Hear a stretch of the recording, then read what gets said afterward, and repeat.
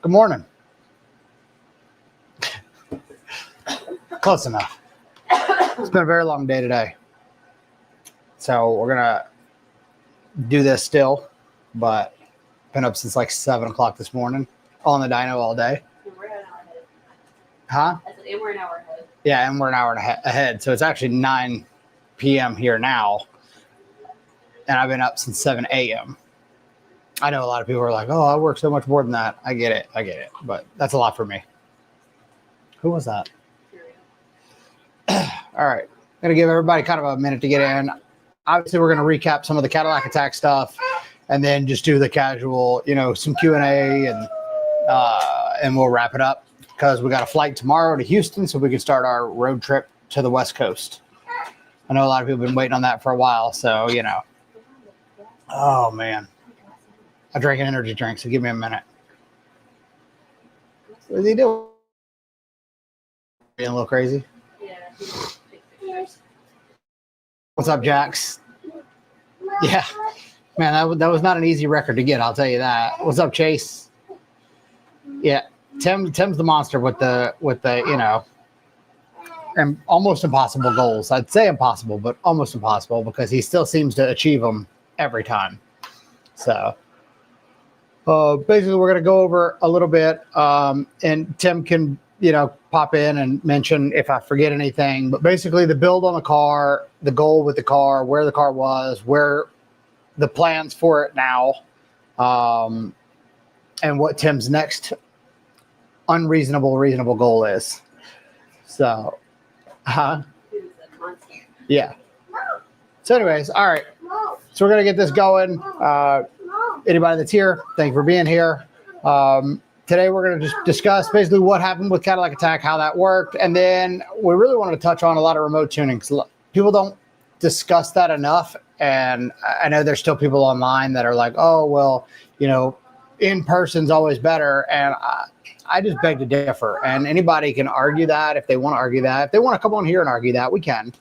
I think there's unique advantages to being in person, but at the end of the day, it's more important who's looking at the data because the log is data, right? So if you're there and you can, feel something or yeah, there's a unique advantage to that. But if you can also teach your customer to know what to feel for, know what to look for, and then you can interpret the data at a level that others typically can't, you could still achieve a better result than, just somebody strapping it to a dyno, giving you a number and then telling you, head out to the track.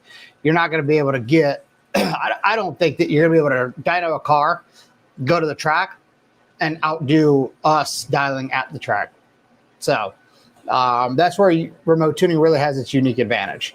The other thing is constant contact, right? So if you're remote tuning and the car's done and we're like, oh, we're close, right? But then you have an issue come up down the road.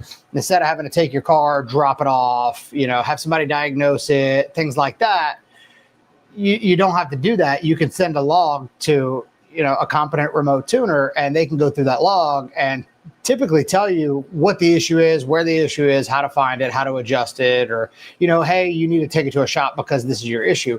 But at least you save that time. And typically that diagnostic fee, unless your tuner charges you a diagnostic fee, which is, up to them. It's just having that one-on-one connection. I just don't see how you could get that with the shop. The other thing is, a lot of people try to say, oh, well, how do you compare to this shop and that shop? And in my opinion, as this being my career full time, right? This is all I do other than 4 kids and trying to not choke somebody. This is my job full time, right? So if you're running a shop and tuning and doing this and doing that, I wouldn't expect you to be able to compete at the level we can compete. So when people try to put us up against shops, that's not how it needs to work. People need to put us with shops. We need to work together with the shops, right? And then show them the few things that we found, right? And then network that together. And that's again, a big part of what we've been doing. But we'll do Q&A on remote tune stuff. And I'd like to hear y'all's opinions. What do you think? Do you think there's disadvantages, advantages whatsoever? But we got a little bit of people in here, so we'll go ahead and go over the setup on the car. The first car we're going to talk about is Tim King's Blackwing. It's a 2024 Blackwing. The TCM is not unlockable, so if you have one and you need the TCM unlocked, Tim has a way to do that. We do the flex fuel for Global B, so we can do that. Tim can get you set up with a sensor if you need that, and then we can modify the code. So the setup on the car is really, it's pretty crazy simple. I know they've been posts on the LT4 pages where people were like, oh, you know, the stage 1 cam is not the best, blah, blah. I'm not saying it's the best. I'm saying that for 95% of the cars that are out there, there's not a cam that I know of that has a better power curve at any point in the RPM range than that cam currently. Again, I've got another cam that I'll be testing, and then once you're at like 1200 or more, obviously, yeah, there's better cams. But for 95% of the people out there, I just don't know another shelf cam or even custom grind cam that I've seen that has done more than that. And then this car is a testament to that. So 2024 Blackwing, unlocked TCM, completely stock transmission, completely stock converter. Tim didn't even check the fluid level. Stock drive shaft, stock diff, stock axles, all that stock. 18-inch wheels. Customer of ours, Ricardo Herrera, he's got a Blackwing as well down in Florida. And we were trying Tim's short 18s, and that just wasn't working. So Ricardo's like, hey, you know, I run these. Why don't you try this? So we tried them. They're a little taller. I think they ended up being right at 28 inches. Tim can correct me if I'm wrong. They ended up being right at 28 inches, which worked really well. But so from the engine back is stock. He runs a dual auxiliary pump, so it's just easier to deal with. That's run by the Reflex, so the Reflex will bring those pumps in boost. LMP control arms, LMP suspension components, LMP cold air intake. Well, I think Tim made his own intake after. Ported 2650 with the 120 throttle body with, I think they're LME heads, stage 1 cam, completely stock bottom end. So essentially, it's the same setup that we run on pretty much everything that runs a number. So you got a heads cam 2650 with port injection from 2 IPSI and good fueling. Again, if I'm missing a few things, let me know. 28.7 on the tire. So a little bit bigger than a 28. All right, we'll get to the Q&A in a minute. But essentially, so because I'm a little frazzled, it's been a long day. Heads, cam, stock bottom end, stage 1 BTR cam, port injection with, I think he has 1050 injectors in it, E85, methanol, because, you know, we need something to cool that thing down. But outside of that, I mean, this is a stock setup, 4,450 pounds. The DA at the best was about 2,500. At the worst was 3,100. Went 3 passes, 891, 897, right? 891, 897, 899. That was the 3 passes. So 3 8-second passes, so not a one-run deal. On 18s. When we set out to do the car initially, I just wanted to be part of the car because I thought it was a really cool car. And then Tim came up with the idea, it'd be really cool to go 8s on 18s. And I was like, yeah, that'd be super cool. It's probably not going to happen. I was not optimistic because, I mean, if you think about it, you've got a 4,500 pound car that's got to get everything moving very quickly to run those kind of times. And then the power it took to run that, I know a lot of people ask, what kind of power does the car make? If you calculate it out with the mile an hour, the ET, and the weight of the vehicle, I come up with right around 1,300 wheel. I don't know if it's give or take making that, but it has to be at least 14 something crank. So for that to be doing that on a stock bottom end, we checked the plugs. Tim pulled all the plugs on it. Plugs look perfect. Everything looks great. Factory head gaskets. I'm impressed with it. I think I've said it before. I think the Blackwing is the new V2 platform because I think after the V2, I know a lot of people don't like it, but I think the V3 was a failure. I think they should have put the 10-speed in the V3, but that's not its only failure. It has a lot of issues it was kind of like a mid-grade, right? Kind of like the '05 vet, the '06 vet, the '07 vet, and they were totally different. That's where I think they kind of made a mistake. So if you think the V3 is better, I think you're less intelligent. Just total package on the car, right? To make that kind of power with that motor, and we discussed, should we keep going with it at that kind of power level? You know, at some point something's going to happen, right? And neither of us want that to happen. So as far as I know from here, the plans with the car, we've already been 891 on 18s in crap weather. So if you calculate it out at sea level, that's a 865 to an 870 at about 163. So to me, that's job well done. You know, I think Tim built a hell of a car, you know, allowed us to work with him on the calibration, and, you know, I couldn't be more happy about it. Outside of that, we had another customer, Roberto. He's got a V3, the 2650. I believe it's got a 416 in it. If I'm wrong, I'm sorry. But basically, you know, V3s, there's not a lot of them in the 8s. So when we started messing with it, we messed with it while I was in Michigan, in Detroit, and kind of got it dialed in, but he had some issues, things to work on. So he hit me up on Monday and was like, hey man, I want to go to Cadillac Attack. And I was like, all right, let's do it. So we remote tuned it that night. He went out to his local track. I think it was like 800 DA.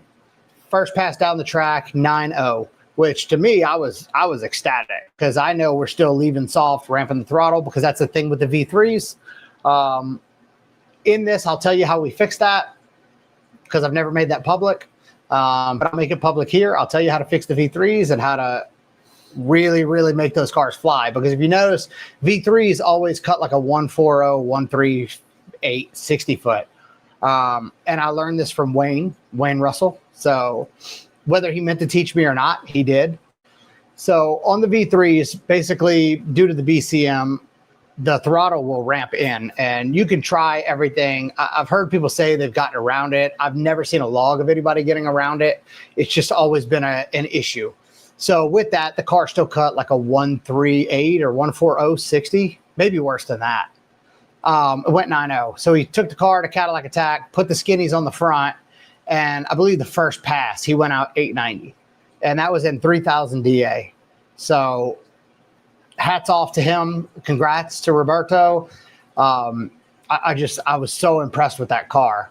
So leading into that, I was like, man, if it did that, just like when we did Max Anthony's, if it did that, imagine if we could do this trick that we learned from Wayne, right? So I had already told Roberto to go ahead and put Lingenfelter two-step on the car. So the difference is, if you put the two-step on a V3, instead of leaving and ramping the throttle in, you can hit it to the floor and it'll sit at 100% throttle.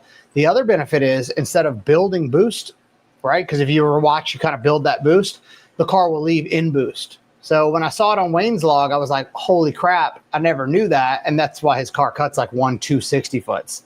All it was that. So we set Roberto's car up with a 1,000 RPM launch, thinking, okay, if it's 1,000, it should be good, should launch.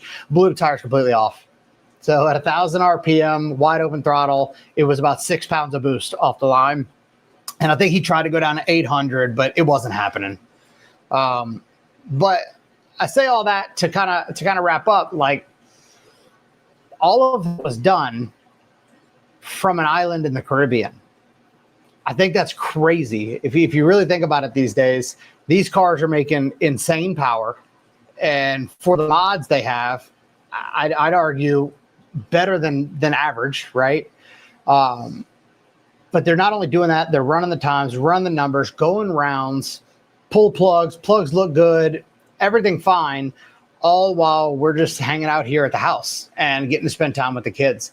So if you have any questions on remote tuning, I think that should be alone a testament to how great remote tuning is and how far it's come. There's a lot of things that need to be kind of improved on HP side, and I know they're working on it, because we can't log half the channels for the Blackwing, so that's super fun. So whether you're a person or not, you can only see half the shit you need to see anyways. All right. So moving on. Very, very big congratulations to Tim and Roberto. Both kicked ass. Both went 8s.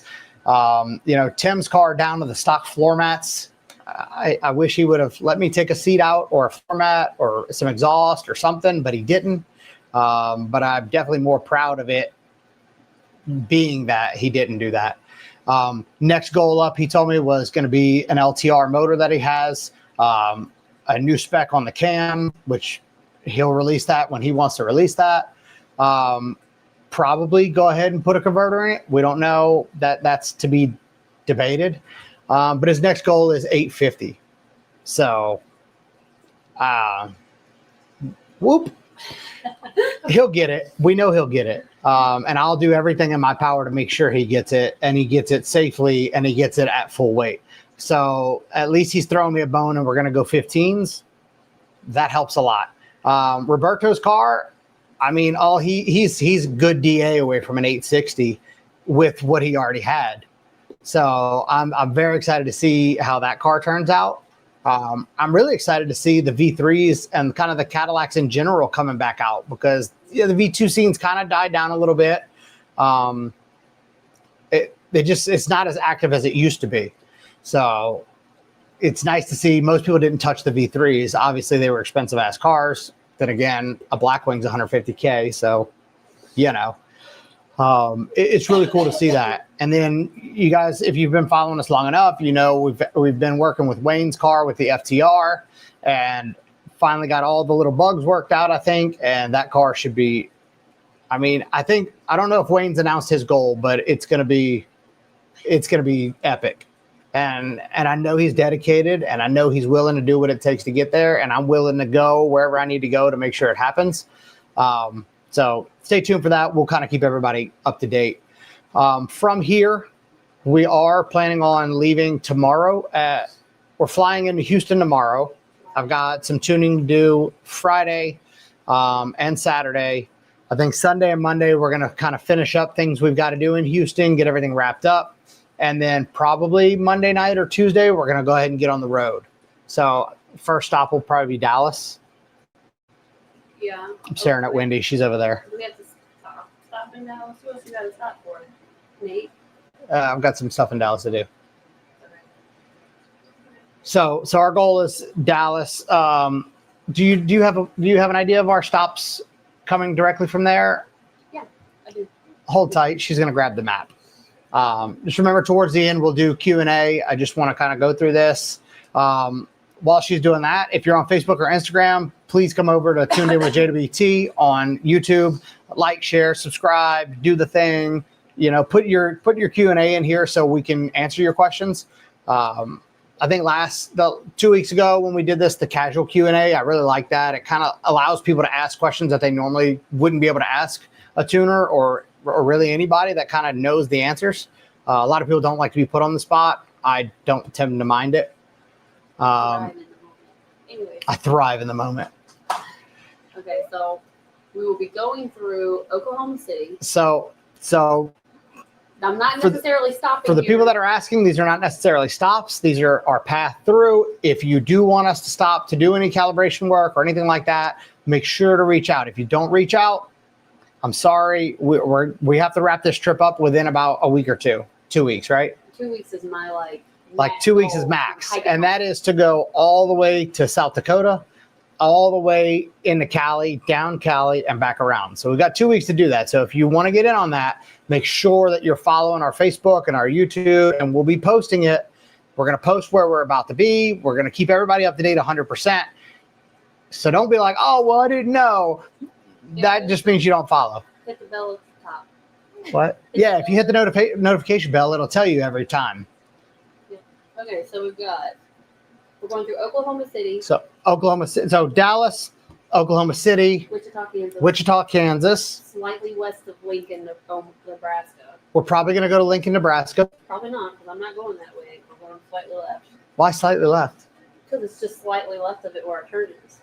Okay. Go straight up. So I'm not trying to go out the way. All right. If you're there and you want to meet us, you can meet us where we're going because I'm driving 80,000 hours and you're driving 1. I don't care that much. So we'll post our path in segments, right? So our first direct shot that we're going to is South Dakota, right? Because we have 4 kids with us as well. So keep that in mind. We got 4 kids, a dog, me, Wendy, in an Escalade, doing what we got to do. So work with us. Let us know where you're at. We'll do what we can to kind of mesh and make things happen.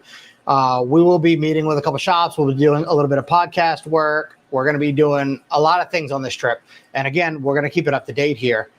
But yeah, so basically our first stop is going to Mount Rushmore. We've never been there. We want to go there. Keystone, South Dakota. South Dakota, Keystone, South Dakota. So once we leave there, our next trip is Yellowstone National Park. I've never been there. I want the kids to be able to see it. And since my kids are homeschooled, this is a field trip. From Yellowstone, Salt Lake City. We're going to Salt Lake City, Utah. So anybody in Salt Lake, make sure you holler. Then to Vegas. So we're going Salt Lake to Vegas, and then over to Cali. Los Angeles. So Los Angeles, and then we're going to come down all the way to San Diego. From there, we're going to make it over to Arizona. Phoenix. We're going to Strad Pizza. If you haven't been to Strad Pizza, or if you have, let me know. If it's not worth going, I'm probably going to go anyways because big fan, and I like pizza. And then from there, it'll be Albuquerque, and then San Antonio, and then back to Houston. So big old circle. We have to make it back in time for SEMA. Yeah. So the whole reason we're on this 2-week deal is because we have SEMA coming up. We're going to be going to SEMA. If you are going to be at SEMA, holler at us. We're probably going to try to dump the kids off so we can have some fun while we're out there. I don't know if we can or not. Yeah, we are. All right. Fuck them kids. Got it. All right. So that's the road trip. We're going to go to Vegas like a week before. We're going without them. That'll be okay. Yeah. So that's our road trip. So make sure that you stay up to date, follow us, hit us up, let us know. Outside of that, let's get into some Q&A. We'll do some casual Q&A. You guys have questions. If you ask the questions, I'll answer them, and then we'll go from there. Let's go from the top. All right. Yeah, and something to point out, Tim's car's never been on a dyno, so we don't know what it makes. We just know it makes a fucking lot, and it's fucking fast. I mean, 158 point something in the quarter, 4,450 pounds and 3,000 DA with a stock motor is a gangster. So testament to Tim's builds, because you know he builds that car in like a day. I don't know if you've ever, anybody that hasn't worked with Tim, that man don't fuck around. All right, remote tuning with a good tuner, driving your own car and logging street engine parameters is the best opinion, 100%. And I stand behind that. And I'll even go one step further. I would, without a doubt, put a remote tune from a competent calibrator against any average shop tuner, bar none. They could spend as much time as they want on the dyno, allow us to do our work, and I would put that car against it. Drivability, fuel mileage, quarter mile, half mile, whatever you want. Because there's no way that you could put the time into a car on a dyno that we can put into a car, tuning it every day for them to go back to work. So, and again, give me your opinion. If you guys think, there's something that in person has better or dyno has better, let's discuss it. I'm okay with that. I look at you and I still get removed. Yeah. Jax, Wendy money for having the best intro on YouTube. Does the 6th-gen Camaro NA record have to have an 8L90? Yes or no? Why is the money always for Wendy? That's rude, Jax. But we appreciate it either way. He likes me more than you. That's fair. Well, what if it's a 10L car, Jax? How does that work? What if it's a 10L with a trans brake? Because, we don't all get those. Only you get those. At what horsepower and torque does the stock 8L90 start to let go, and what parts fail? So that's a great question for Tim. We will be doing a podcast with Tim, whether he likes it or not. That's coming up. Tim, I'm warning you now, if you're still in here, that's going to happen, whether you like it or not. We'll even do it with all the little dogs around, because Tim's got a lot of cool dogs. But anyways, for stock 8L90, so in a Camaro, typically I'd say around 900 to 1,000, provided it doesn't, what is that, rapidly disassemble itself. Yeah. Typically, they're very strong. They're stout. What? Spontaneous disassembly.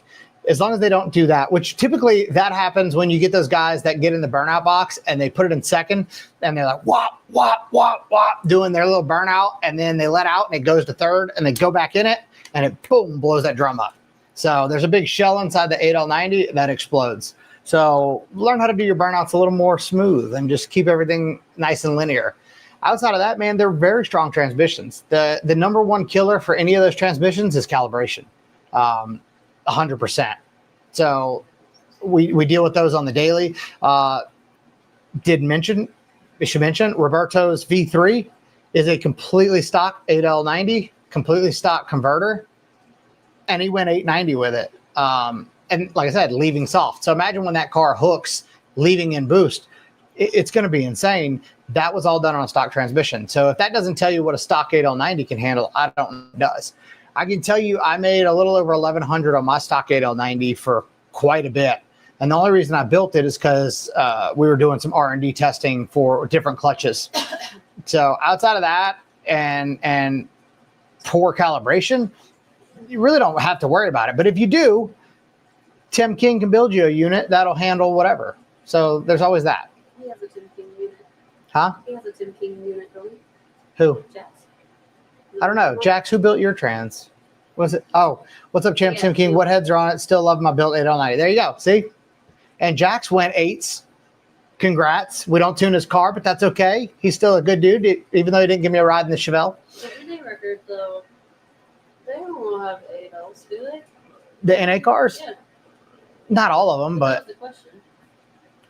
he said, does it have to have it? NA record have to have, right, so no, right? No, if it's a 6th gen. Well, I mean, shit, at one point, the 6th gen record didn't even have an LT motor, so we're not going to get into that right now. Drama. Max, is Wendy still coughing this week? No, she is. Slight, Oh, like Jesus. 3 times a day. She You hasn't. just heard me cough, that's why I asked. She hasn't died yet. I've told her to go to the doctor. She doesn't want to. I am a doctor. Ulysses, we're not on the road yet. Obviously, you probably already heard that because I'm a little late to the Q&A, but that's okay. We're not on the road, but we will be keeping everybody informed through social media. Make sure you're following, hit the notification, like and subscribe. Help a brother out, you know? But we'll try to keep everybody up to date as we're going, and we'll be doing podcasts and filming, and we're going to change the style of the podcast a little bit. Instead of using the 3 cameras, mainly because the issue becomes trying to edit the audio and all 3 cameras, and we're not able to bring as many podcasts to you guys because we're spending so much time editing because, again, we have 4 kids that we homeschool constantly, as well as, full-time calibration work. It's a lot, but I want to make sure that we're getting the information to you. So you'll get 1 camera view, but you'll get all the audio, you'll get all the information. And if you don't like it, too bad. Z07AF, yo.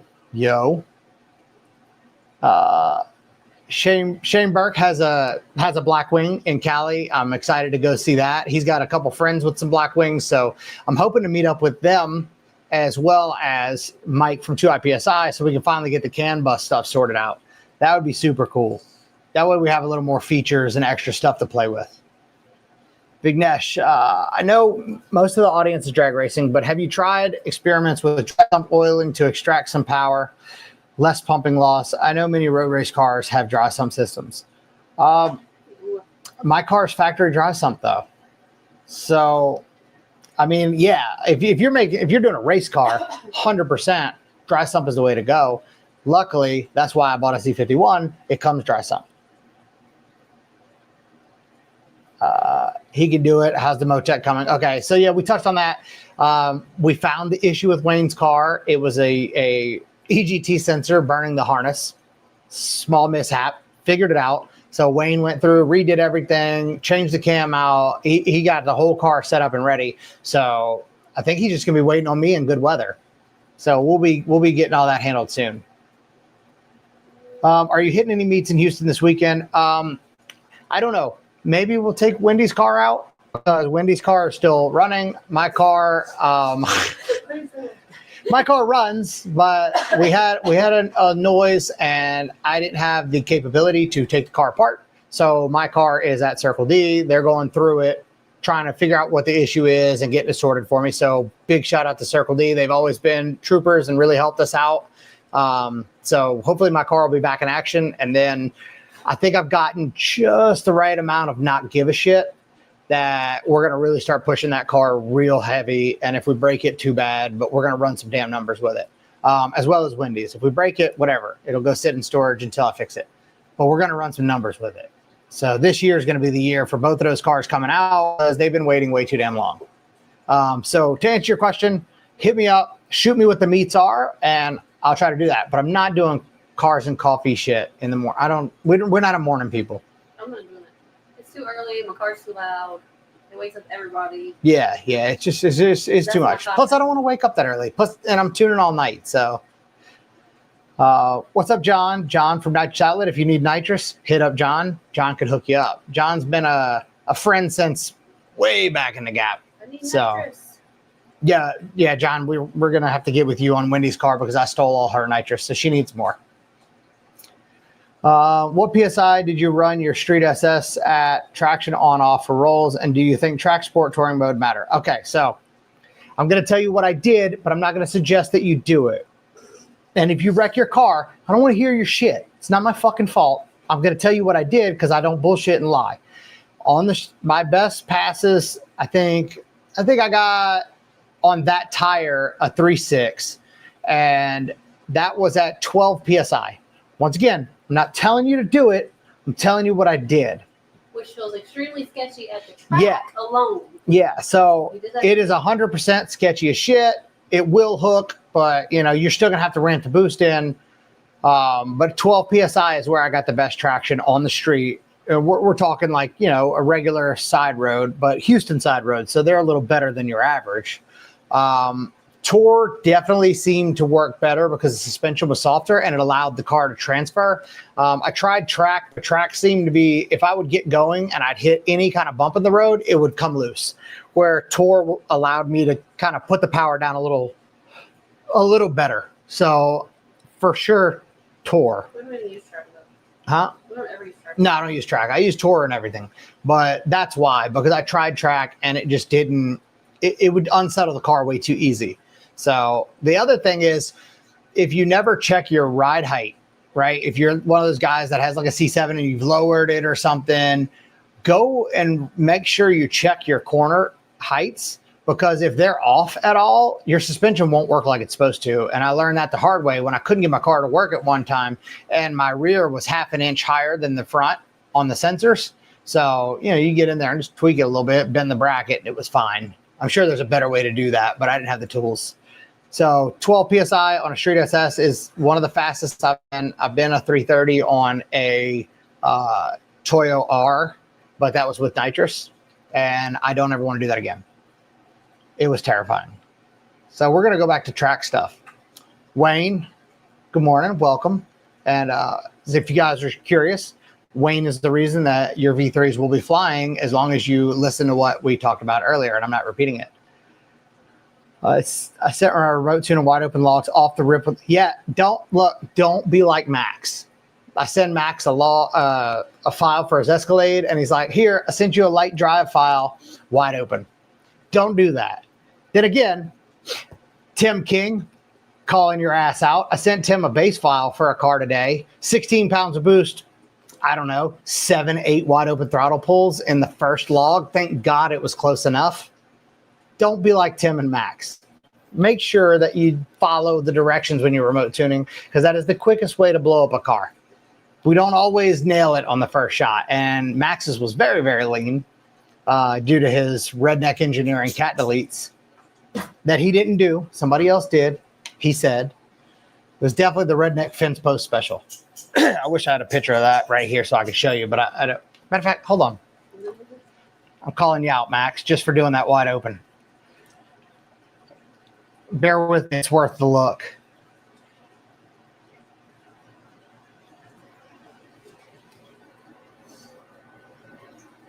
Yeah, that's it. Hold on. Boom. That's Max's cat deletes. It's coming back. Anyways, you get it. follow the directions. In every email, there's a whole thing that tells you exactly how we want the log done, what I expect of you, what you should expect of me, blah, blah. Follow the rules. That's your best bet for remote tuning. If you don't follow the rules and you blow it up, I don't know what to tell you about it.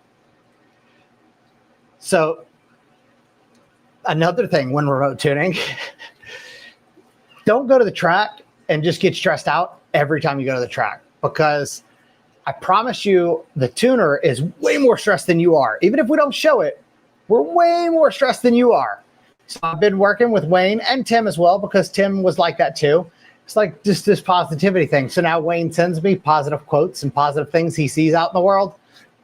Positivity. Thank you, Wayne. I appreciate that. Everybody stay positive, and positive that we hit that goal. No way that trans is stock. That's not. Yeah, on both of them. I actually asked Tim. I was like, and you overfilled that trans, right? And he goes, I didn't even check the fluid. I'm like, you're the transmission guy. It's okay. I should have left the 890 in my V3. I absolutely do not agree. Do not agree. Remember, we left easy on your car, and the third gear is doing its own thing. When all that works, the 10-speed's well worth it. 10-speed fixes V3s. I know Wayne's going to prove us wrong, but still. I'm going to bring it back. All right, so Wayne posted it. Yeah, so Wayne's goal is a 790. And I know people are like, oh my God, you know, very few Vs go 8s. I don't think you understand the level of dedication Wayne has. It's akin to Tim. It's going to happen. I'm saying it now. I've said it before, and I haven't been able to achieve the 7s with my V2. I tried. I couldn't get there. But we know a lot more now. And Wayne's got more dedication than most people I've ever met. So it's going to be there, and we'll make sure it's posted here. And you got to do it, so I got to do it. Right. And my car needs to do it at some point, too. So mainly need to watch my burnouts. It's easy to get it to shift into third in the burnout box, but I always let off. So when you set up the tuning, right, if you're a guy that has a lot of issues with the control of the burnout, whether I'm tuning it or not, you can ask your tuner. We can set it up to where anything under like 75% throttle, it won't auto upshift in manual. And that way you can select whatever gear you want. So you can start the spin in second, go ahead and click third, and it'll hold third. As long as you don't go over 75% throttle, it won't upshift. That would be the best way to do the burnouts if you're trying to make sure you don't have a catastrophic disassembly. So whether we're tuning it or not, your tuner should be able to do that. If not, I don't know what to tell you. Oh, your car knows? Yes. Because I do all your burnouts in second. Yeah, you're supposed to do them in third. I know, but second will safer. Anyways, 0706 with LME 427, swapping to an RPM 4L80. Right now, I'm planning to twin turbo the car. What ECU do you recommend, or is stock capable going to be a street? If you're going to do that with a Z06, you need to at least have the 09 ECU. But if you really want to go fast, ProSpeed has a Motec setup for that.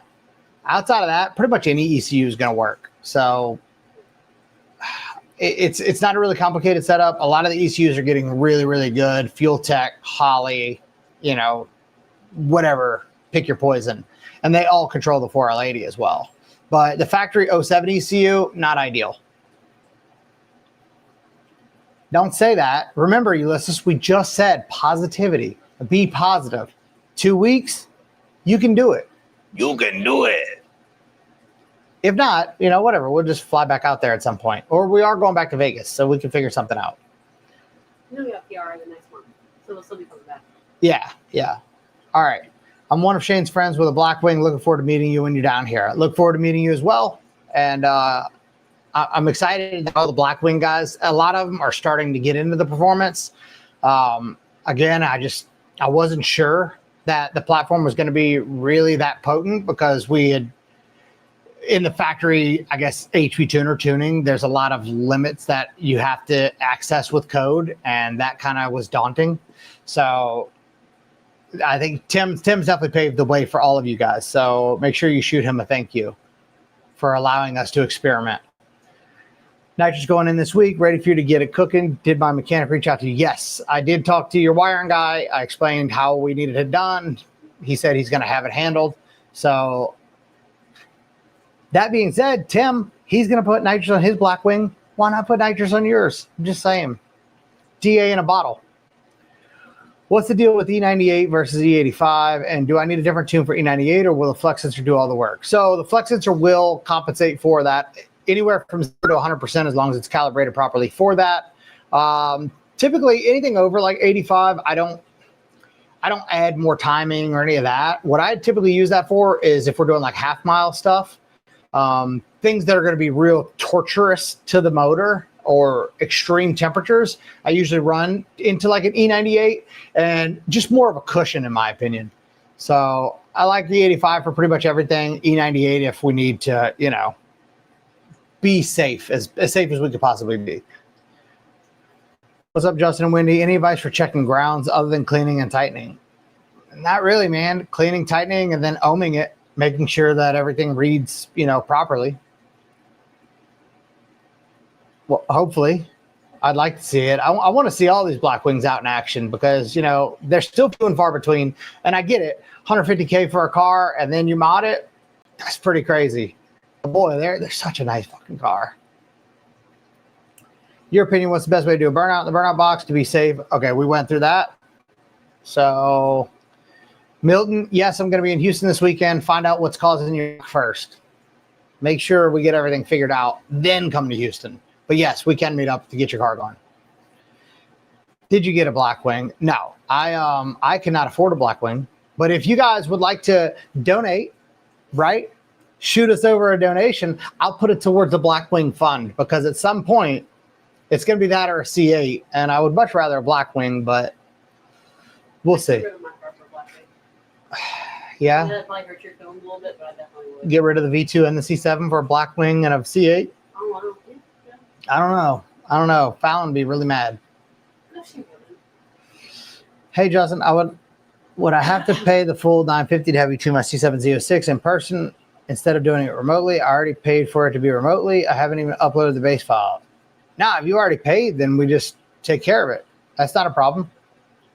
Just hit us up, let us know along the way, and, you know, we'll get it taken care of. Because remember that you have 3 months from the time we start doing the tuning to get it all done. Wendy already answered that. If you already paid remotely, no, you don't have to pay again. We will still take care of it in person. Thank you, Wendy. Here for you. Wayne, you or Max, you are welcome. Happy hump day to Griffin Motorsports. What's the most you've seen people making with the XDI 50s? You in this freaking direct injection, man. Like I said, the only ones I tested was the XDI, was the Nostrum 51s with the Goliath pump, and on E50 it was about 950 wheel. That's the most I could get out of it. I don't think that's bad. Add meth and that's 1,050. But just on E50 directly, around 950. On an LT4 or 93 and E. See, 93 you could probably get away with it, but like, who wants that? Nobody wants 93. 93 is for weirdos. Then again, you're in Cali. Look forward to seeing you. He'd be like, you called me a weirdo? I did not. For the boosted Gen 4 guys, is it best to break out the IET sensor from the MAF to get an IET2 reading? LSA Vet that has been running awesome, by the way. Absolutely. Yes, that's a very good idea. Also, if you're in there, you might as well get the faster reading Rife sensor. That way you get a really accurate reading. Get a manual trans vehicle. Y'all won't be having all these transmission problems. But then we'd be slow. Then we'd be slow, and we're not doing that. That's not an argument you want to do. I'll take my transmission problem. You blew a trans 5 days after remote.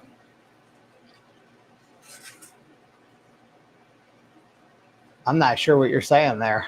I really hope it's not what I think you're saying. But that is very unfortunate. Either way, that's unfortunate. Well, that's the guy that was getting the 427 12 RPM 480. Oh, okay. With the C6. 480 will work. That'll fix it. What's the most horsepower you've seen out of a V2 on a stock blower? I don't know. On a stock blower ported, I've seen personally around 960, 970, but I know that Rick with his custom blower has been able to make a good bit over 1,000.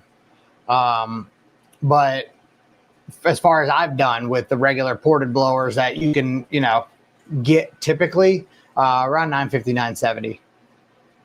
Will we see you at SEMA? Yeah, fool, I just said that. We're going to be at SEMA. We're also going to do PRI. So, local shop to my buddy's car on E98. Not sure why, since you can't get that at any pump. Did they do that for more power or to be safe? I don't know. I think that's more of a pick your poison kind of deal, right? Again, I'd be hard pressed for anybody to show me a difference between E85 and E98. I really don't think any setup that you're driving on the street is going to be needing that kind of octane anyways. Maybe they were just trying to max out the fuel system to see that it would be able to withstand that. I'm not really sure. That's a question for the shop. Weirdo, them fighting words. I was just kidding, buddy. But you do live in California, so, you know. We're not kidding. I'll stand on it. Wendy said you live in Cali. You're a weirdo. Standing on it. I didn't say it. She said it. I didn't know non-Z01 had 10 speeds. So back to the question, should the 6th gen records have 8L or 10L transmission? I'm annoying, but want your honest answer. I think if you're going for a record for that platform, I don't know. I really don't know. I think it's much cooler if it has the trans that it came with, but I can understand once you get to a certain level going to a different transmission. I personally am not a fan of it, but I mean, I can see it either way. I think the bigger thing is going to be the engine that the car came with. That would be what I would hold more important, but I really don't know. 480 and Lori's truck waiting on drive shaft to come back. Yeah, that truck's going to be nasty. If y'all haven't been watching Lori Russell's truck, Tim just built a really badass 4L80. Sean from Powertrain Swap Solutions set him up with the harness and the kit. Gulf Coast drive shaft is hooking up the drive shaft on that truck. And man, it's already been 940 with us trying to be easy with it. So it's be an 8-second truck all day.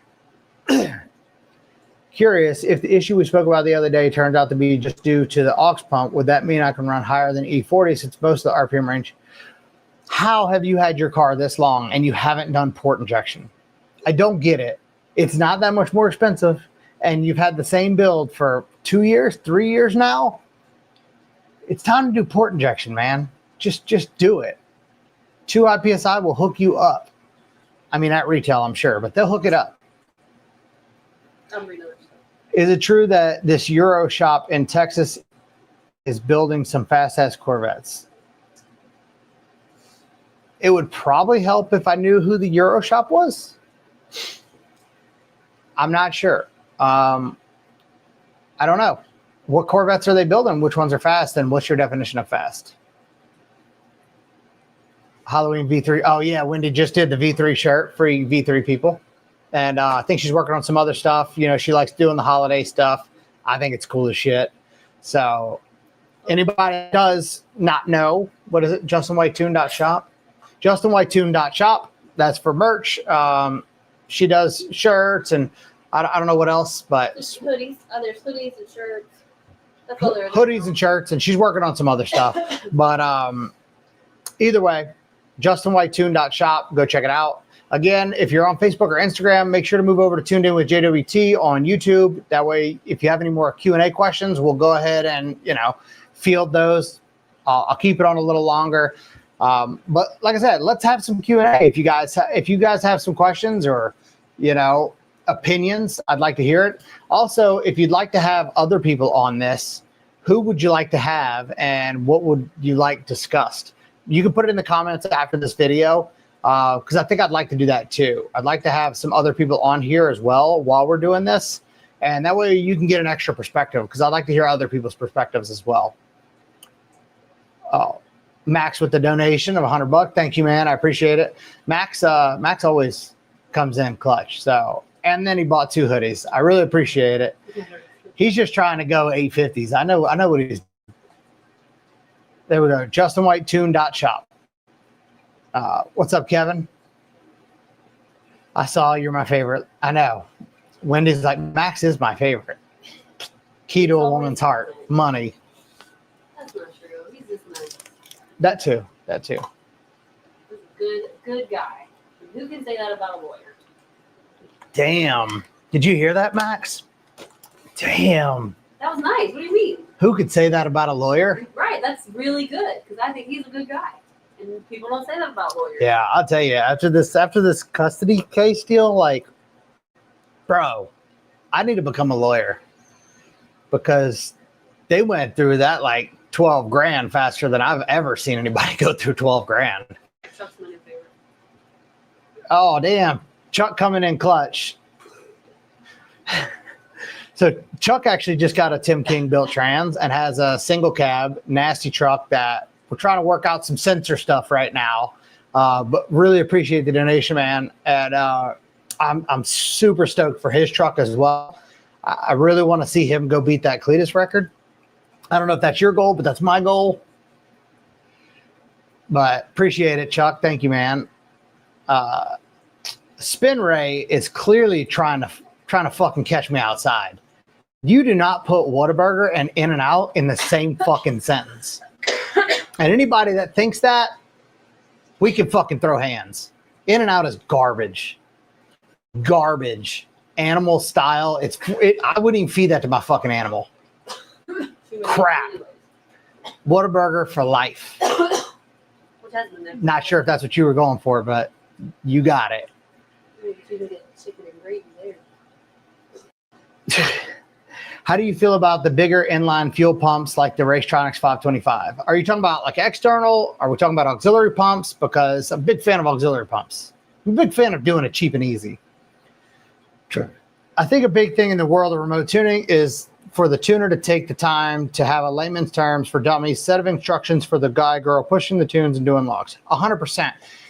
Even though in my email, it is bold, italic, underlined in 3 different colors with a big click here link that tells you everything I expect, what you should expect, videos of how everything's done, and almost everybody skips right over it. So, yeah, that stresses me out a little bit. Make sure you guys are reading. Like, we don't type all that for fun. But yeah, anybody that's doing the remote tuning and doesn't want to, if you ask a question and they can't explain to you why they did something, I get like some tuners don't have the time. Fuck that. This shit ain't cheap. If you ask me a question and I can't explain to you why I did something, chances are I probably shouldn't have did it. If they can't explain it to you or they get defensive, it's probably because they don't know why the fuck did it either, and they probably saw it somewhere else. So always ask questions. Always try to, have it explained, because we should be teaching you how to monitor your own car, because the more you know, the more we know together, and the better the car is going to last, run, and, anything going wrong, you can spot. I've had several times where I've done this and went through logs, and I'd have somebody reach out the next day and be like, hey man, I saw you were talking about this on your live, and I saw this was doing this. And I'm like, oh shit, your fuel pump was failing. Had they not watched this, had we not instructed them on how to go through their logs, they would have never caught that, and they could have lost an engine. So 100%, if your tuner's not willing to explain it to you, I'll say it right here. He's a shitbag. He or she, whatever. They got girl tuners, I think. But if they don't want to explain it, it's probably because they can't explain it. Why can you run full E85 on an LT1 but not an LT4? I don't know. What do you mean? Are you talking about for stock? And that would probably be because the difference of E85 on an LT1 car is about 30 horsepower, where the difference on an LT4 car is 100 wheel. So maxes out that fuel system pretty quick. I feel special. Lawyers mostly suck. Look, I'm not mad at the lawyer we got. She did her job. They showed up 3 deep. They handled their thing. But boy, when those bills hit, it hurts. God, it hurts. Huh? Fat Sal's in Los Angeles. Write that down. Noted. I will definitely check that out. Chuck, definitely going for that record. Good. I'm excited. I didn't want to pressure you on it, but I'm down. So as soon as we kind of get this thing figured out and get us in a good path, I do plan on making a trip to you to do that truck in person. And, that way I can be there when you do it. Because I didn't get to go to Cadillac Attack and watch Tim set the world on fire. I wish I could have, but it was just way too expensive. And I had been on the road for 4 months. And, man, I just wanted to be home. Chuck, thanks for buying. Agreed. Five Guys is the GOAT. Five Guys is fantastic, but $23 for a fucking hamburger is crazy. I just don't like. If I had that kind of money, I'd buy a Blackwing. Right? Yep. In-N-Out fries are terrible. Never again. You see what I'm saying? It's crap. I don't even know why they put one of those in Houston. For all you DI guys, don't listen to Justin. He is a bad influence. We all know DI is better. I don't argue that. DI is better. But again, if I had that much money to waste, I'd have bought a Blackwing. I swear Wendy has kennel cough. Oh, Jesus. So the sickness persists, but so do I. For 6th Gen ZL1, do you prefer DSX or K-Tech in-tank? Also, is port injection too much for just intake headers export? So, I don't prefer in-tank currently. I'm not saying that systems aren't good. I'm not saying there's not a place for them. I'm just saying aux pumps work easier. Aux pumps don't have slosh issues. And I'm cheap, guys. I'm cheap, and it works. I like the aux pump. And then if it's not enough, I just add another aux pump. Works great. For your question of is port injection too much for intake headers and export, some would say yes, but I will tell you that I have multiple ZL1s that are intake header export with pulleys, even on stock throttleways, that run sub 6.0 in the 8th mile. So it really depends on what your goal is. But yeah, completely stock sealed long block, 590s, 570 cars, port injection is how we got there. Tuning too, but you know, port injection. Racetronics 525 pump as an aux setup controlled by the reflex. I haven't seen anyone talk about the big signals. For the aux pump setups, I typically stick with the AEM 400s. They're cheap, they're effective, they work great. Or if you're going to do a dual setup, the 390 pump is really good just because they're small, compact, and you have two of them. Plenty enough fueling. Is it full price for a tune if it's a new build and not a retune?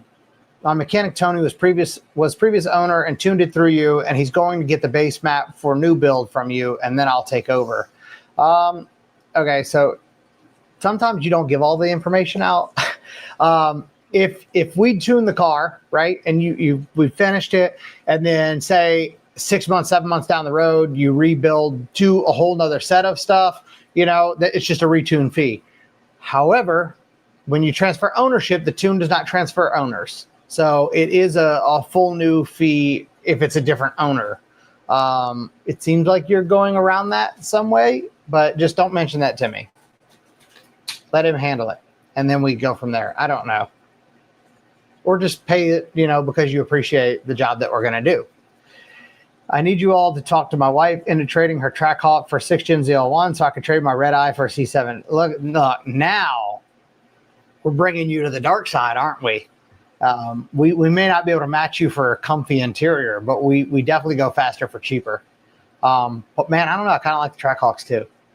And I just saw one go 820, which is fucking mind-boggling. Those guys really got that shit figured out. Saw that fucking road race. Same one. Oh, that thing. Yeah, I think, what's his name? That's the only one. I can't think of his name. He's from up north. Anyways, nasty. You know, any hot girl tuners I can use her instead of Justin. I don't, but I guess I couldn't be mad at you. If your car blows up, I don't want to talk. It's not my fault. What happened to that Double D lady from like 15 years ago? Who? Double D tuning or something? Double D tuning? There's some lady. What a great fucking name. But I don't know. I've never heard of that. No. One of my ex-boyfriends tried to make me jealous with the profile picture. Double D tuning. Yeah, she had probably her mid-30s. No. That's pretty slick. I could see her getting people to tune. Even if she's blowing the cars up, they probably still do it just because people are, you know, men are fucking needy. What are some basics or advice to start with when trying to learn how to read and log data? So first thing I would do is on this YouTube, it's an hour-long video. I get it. It's long, but there is a video where we go through how to decipher logs, how to look up, you know, and see what is commanded. It doesn't matter if I tune it or somebody else tunes it. It still applies. So and I'm going to redo the video. I know it's old, but give me a fucking break. It takes a long time to do. But there's a video. That's what I would do. 100% watch that video. And I'm not just saying that because it's our video. I'm just saying that because the information in that video, I can assure you that no other tuner has given out that much information on how to decipher logs, because typically we don't want you to do that, because then, they're like, oh, well, then he'll find out if we're fucking something up. I want you to find out if I missed something, because I'm human and that happens, and I want to fix it before it becomes a problem. So video down there, it's like HP tuner tips, or Wendy will probably tag it in here. I think she's working on it. Aux cheap and easy. Nah, not me spraying 2 35-gallon nozzles of meth on the V3. Laugh out loud. When I do a build worthy of a tuner, I'll hit you up. I mean, either way, we do the kind of crazy shit. I did a ZL1 that we went like 6-1 in the 8th with 3 meth nozzles. I don't prefer it, but I'm not bougie. I make shit work. Let's talk about the slosh issues. Yeah. Max, I'm not going there here. I'm not trying to stir anything up. But yes, I would prefer an aux pump, mostly because slosh issues can equal ended motors, and I don't like that. Everybody, I just got on here. What happened to the little truck that is getting a 6L80 or 4L80? The 6L is just, it's having a hard life. Just like I told you, 6Ls in trucks, but obviously it's got to be something with the operating system.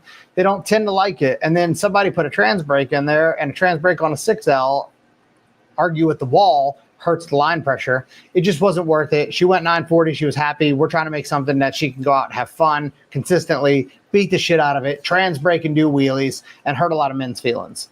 So that's what we're doing.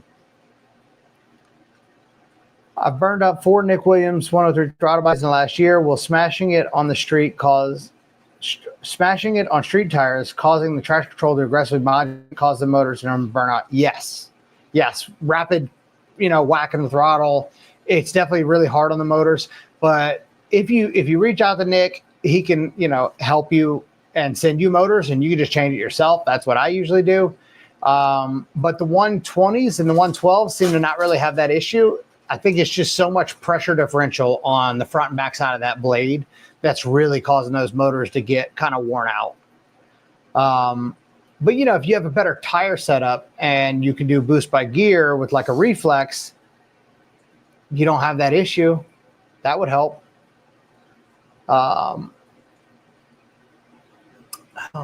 You could probably also just build a better timing curve and use that to not have to pop the throttle so much. So different ways to go about that, honestly.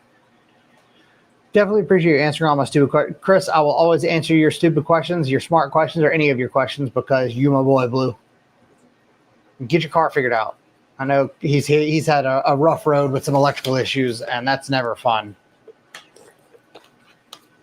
I've heard Nick Williams throttle bodies have throttle response issues. Do you prefer K-Tech, or is it the same? One, throttle bodies do not have throttle response issues. Tuners have throttle response issues. If you have a throttle response issue, talk to your tuner. If I'm your tuner, talk to your tuner. K-Tech is Nick Williams. Same throttle body. Blue Blade, though, personally, I think it's a nice touch. But, Nick Diaz, God bless him, double D's. That's what I'm saying. That's a killer name, Double D Tuning. If you're a female, Double D Tuning, that's where it's at. I'm gonna use it. What's up, Mr. No Name? How's it going? I do try to know my shit, and I do try to entertain, if I don't know my shit, for somebody to help teach us. So I do what I can do. Oh, it's still there. Appreciate that, though. Just saw the new Trackhawk record at $7.99 and a quarter shop. Yeah, that's got to be the same shop. $7.99 in a Trackhawk is just wild. Practical? Not really. I'm sure it's pretty cut down. Either way, it's still a fucking SUV. That shit's insane to me. I think Dodge has really kind of come around the last year and a half. They've really starting to kind of put belt to ass, and I can appreciate that. But then again, they've had a Hemi forever. I feel like they should have been there already. Either way, I think they're doing some pretty crazy shit, and hopefully bringing back the Hemi will keep that vision going. I mean, nobody else has put a factory car out that wheelies, but or helicoptered a car in. That was yeah, he does some gangster shit. You can't deny that. I found double D tuning, but I don't know if it's the same one. Huh? I found a double D tuning, but I don't know if it's the same one. No. All right. One more call, Facebook or Instagram. If you're on there, make sure to come over to Tuned In with JWT on YouTube. If you have Q&A questions, like, share, subscribe, help us grow this platform, help us grow together. I have started discussing the website again, that I'm going to try to get a website built to kind of network together shops and vendors and people that we work with, that we network with. That way, kind of like a trusted source. So that's definitely coming up, but websites are expensive and custody is more important. So yeah. Los, definitely we'll see you this weekend. Mechanic said no way to be ready in 2 weeks. Tell him that is not the positive attitude that we spoke about. Remember, be positive and things happen. What's up with the new SRT10 truck? I don't know. The old SRT10 truck was cool as shit with the stick shift and all that. Other than they flipped, which I thought that was kind of crazy. If you've never seen that video, make sure you YouTube that. Did you see that? The kid with the SRT10 truck way back in the day, he was doing a burnout on a side road and it just rolled it. Crazy. Anyways. I think so. Have you been playing with FTR Motec since last time? Yes. Wayne's car has it. I have a couple other cars that have it. And at some point, I will have it as well. But we've spoken about it before. I mean, it will be the end-all, be-all. Max is building a C7 with it as well, so he can go out there and gap everybody. I think you can't really compare it to the other systems out there just because the level of integration and the level of control that it has is 100% unmatched. But also it costs more, at a price point around $7,500, Atlas being around $5,000 and 2iPSI being around $3,000. You gotta be wanting to be the baddest motherfucker there is to go with the FTR, but totally worth it. I think so. I think it'll be the key for a lot of people to run some crazy numbers. Like we've already done a lot of crazy numbers, but it's always the grudge cars, which I hate. So it'll help make regular people show off good numbers, I think. Either way, I'm the new owner. I'll just pay full price and get myself an HP tuner shooting for 1200 plus wheel, Langlis 390 block, K-Tech heads, TTC. Hoping it's done in about 3 weeks. Just waiting on the block. 6466s, yeah, 1200's cake. 6466s done right with the right spec setup. 1400 to 1500 is pretty achievable. But yeah, you're also talking turbos, so I like turbos. Hit me up for the website. Oh, that's true. You do that. Maybe we can talk about some port injection stuff. I might have an extra box laying around. Huh? So yeah, you talked to him about this. Yeah. Recently went headers in E85 on my LT1. E85 makes all the difference. It's great. It does. It makes it smoother too. That's what a lot of people don't talk about is, E85 not only makes more power, but it also kind of smooths out the drivability and, because E85 is a lot less volatile than petrol or pump gas is. So E85 is life.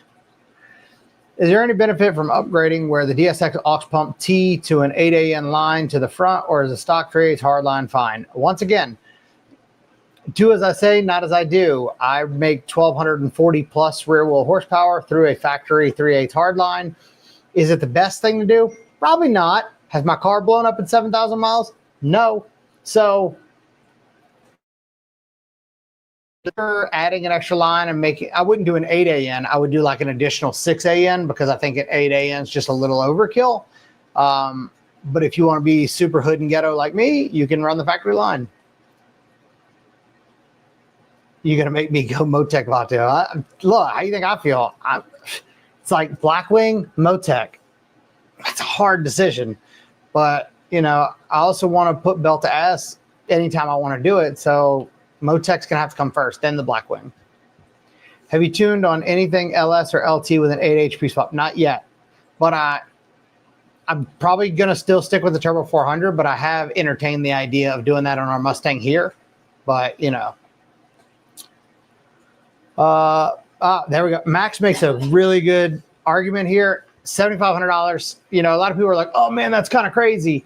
But you know, when you're spending 40 grand on a motor or a setup, there's nothing that can save your motor or keep your setup safer than the FTR. The way that it can monitor and have different safeties and shutdowns and just, you know, like it, or the pressure drops, it can compensate for it. Or, I mean, the amount of safety that the FTR provides, again, it's, when I say unmatched, I'm not talking about like, oh, it's kind of, it's not even in the same fucking universe.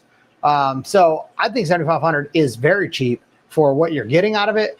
Unfortunately, a lot of people, you know, they like to skimp on the things like tuning and injectors and engine management, you know, the things that keep your build alive. I'll never understand that. For the life of me, I'll never understand why people skimp on fuel, tuning, or engine management, but they do. Yeah, I'm looking. I got an extra box. I'm just saying. I want to go Motec. Should I go with drive-by-wire throttle body or cable swapped LS car, by the way? If you're going with Motec, I don't know, because they have really good drive-by-wire throttle stuff, but I'm a big fan of cable. That'd be a question I would probably run by Delgado. I do believe Dodge has a pretty gangster powertrain, and the Hellcat platforms, cast iron block, 2.4, 2.7 HI blowers with the ZF transit. Yeah, but it should have been way faster, way long ago, if that makes sense. It's just opinion.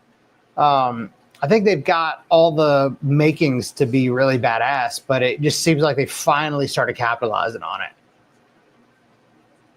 Corvette C7 LT1 making 630 to the wheels without meth. Is it safe? It depends on the tuner. Depends on how they have it set up, how they're fueling it. I would prefer meth just because the LT1 is one knock event away from a broken piston, but you know, or a back-to-back run away from a broken piston. So meth definitely helps there. Need to have all your customers meet at an event next summer and everyone race. I'm down for that. I'm good for that. We need to do like a big track rental.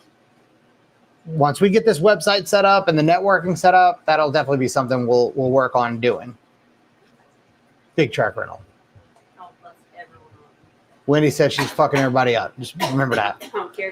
C7 LT1 with stock internals making 630 without method. Okay, so same thing. The stock internals will, I mean, I've made almost 900, right at 900 wheel with one, but I've also seen them blow up stock. I've also seen them break pistons just in a back-to-back runs. It's why not add it for a little bit of cushion of safety? That's just my opinion. Stop it. Speaking of turbo sizes, I have the choice 6270 or 6884 for the Escalade. Looking for quick response, minimum lag. I would go with the smallest possible, honestly, because realistically, you're not going to want to make more than, what, 1,000, 1,200 on the Escalade at the most. I mean, what? This is Siobhan, I know. He's got a race car, though. Go with the 62s. Don't listen to Wendy. Go with 62s. You want it to be responsive. Remember, it's heavy as shit. If you remember my Suburban, the smaller I went on the turbo, the faster that truck went. See?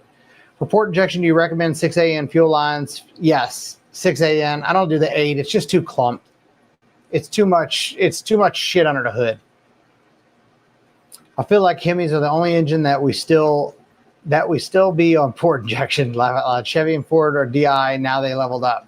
Yeah, I know. But and some of that's kind of cool because they're still, you know, a lot easier to deal with. But you can't say the DI is not better. Yeah, in a back-to-back safe. Yeah, right.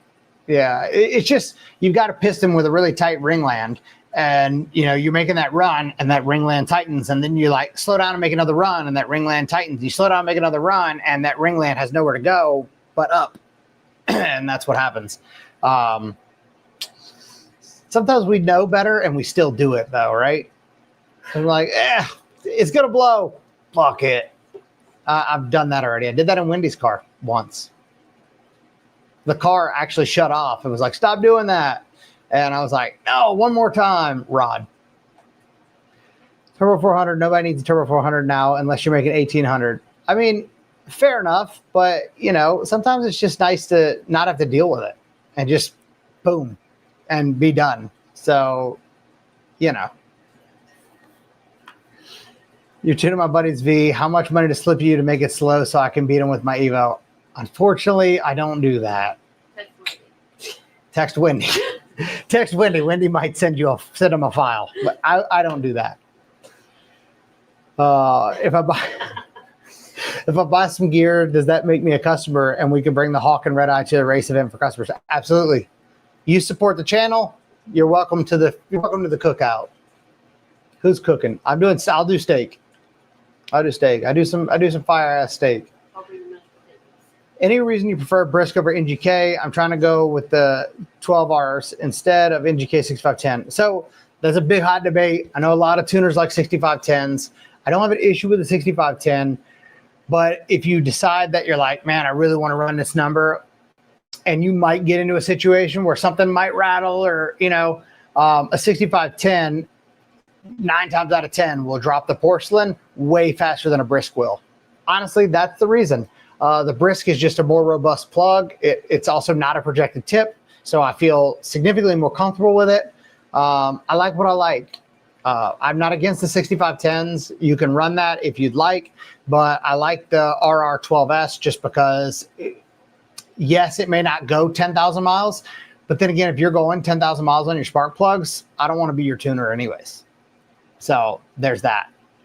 You should be maintaining your vehicle a lot more than 10,000 mile spark plugs. Hey, Wendy, if I ever get the heat finished, I'll grab a lane. Oh, be careful. Be careful. I want to stay friends. I want your feelings to get hurt. One more run won't hurt. Exactly, right? And even when you blow it up, if it don't stop running, we're going again. All right. I think we're finally winding down. Again, if you're on YouTube or Facebook or Instagram, come over to YouTube, tune in with JWT, you know, like, share, subscribe, help us out. Hope to see a lot of you guys at PRI, if, you know, or SEMA, if you're going, make sure to hit us up. We're probably going to be doing some cool shit. We'll be following around my buddy Ed and Chud and, you know, Matt and all the people. Hopefully Nick Franco. I know he doesn't watch this, but that's my boo. Anyways, hit us up for SEMA, hit us up for PRI. I'm hoping if PRI is not as cold this year. That was rough. It was like 19 degrees at PRI. I don't know why they do that there. Why can't they do PRI somewhere where it's warm? Do it in Puerto Rico. You know, it's tropical. It's wonderful here. They ship all the shit there anyways. Most of the people at PRI are not from the U.S. Just saying. Hey, quickly. The 2 cars today were retuned. What? The 2 cars today from the dyno were retuned? I don't know. Probably. Okay. Anyways. All right. Question: LSA calling export AFR 260 heads, Cook's 2-inch Shigon cam or BTR2 hot and spicy. What do you recommend? So the Shigon cam is a pretty tried and true cam. It does lack on the torque down low, but if you have like a street car and you just want a nasty chop, it has the benefit there because you're going to hook because you make less torque. Where the BTR Stage 2 will give you a lot more of that bottom end. So yes, it's a better power curve, but can you put it down? That's going to be your decision. And if you just really want chop, go for the Shigon, I guess. If you want chop, but you really want a full, useful, really stout power band, go to the BTR Stage 2. That's my opinion. If you don't like it, too bad. Someone got to win or lose. I know, but we don't like losing. That's just the thing, you know. Best cam in your opinion for an LT1 stock compression, stock bottom end. First off, if you're doing a cam, you should not do stock compression. If you do stock compression, stick with one of the Stage 1 cams, BTR1, the 220 cam, or GPI's Stage 1 cam. If you read GPI stuff, they even tell you, you know, this cam is good for this compression, this cam is good for this compression. I really like how Ryan lays all that out. So make sure you're reading all that stuff. If you don't have compression, you don't need cam. Those two things correlate. So if you're like, man, I really want a Stage 4 cam and I'm still 11.5 to 1 compression, you just made a dud. Like, you'd probably be faster with the stock cam. So keep that in mind. Those things have to relate. You can't just put something that allows more air to come in without the ability to pump that air in and out. Shane, yes, I actually put it together, but then I realized I had to be at the dyno at crack of ass today and trying to wrap everything up on the island before I left. And I went over that Blackwing again, so I'll go ahead and get some of that out probably in the morning, maybe tonight, but probably in the morning. All right, that's gonna wrap it up. Like I said, make sure that you guys are following along. Make sure you're following our trip. We'll keep it posted on Facebook, Instagram, and YouTube as much as we possibly can. Hit us up on the route if you need any tuning. If you have suggestions for people that we should do a podcast with, make sure to drop it in the comments. Let us know. I'm always down to talk to pretty much anybody. If they're interesting, I'm in. We have a lot going on. SEMA, PRI. We're building the burnout car. We're building a race car here. Both of our current race cars will be going back to the track very soon. So just stay tuned, help us support the channel because, that helps us network with other people and that helps us kind of get everything going. I'll answer this last one here. What stall torque converter for a built 400 Kong V2 with a built 10L90? We went with the Tim and them suggested, Tim and Sean suggested that we went with the Generation 2 trans, so it comes with the standard twin disc. We run a factory converter and it foot brakes 30 something hundred. So factory is where we're at with that. If not, Circle D, and I'm always down for the biggest converter possible. Last minute donation. Thank you, Horsepower Patriot, for your opinion on Dodge comments and that energy drink to get you through this. Yeah, I did run and get an energy drink right before this because I am tired of shit and I'm going straight to bed. Make sure you put it in the comments. Anybody that you think we should do a podcast with. Also, it would help if you think we should do a podcast with them and you know them and you could link us up. That would help too. So I'm always down to talk to anybody. I'm not scared to talk to anybody, and I like to learn. So thank you guys for tuning in. I appreciate everything. I appreciate the support. Make sure to like, share, comment, hit our membership. We're going to push a lot more membership videos. I know I've been saying that, but I promise you they're coming. Now that we're changing how we're going to film, it's going to help a lot more. So, all right. I'll see you guys in 2 weeks. Thank you.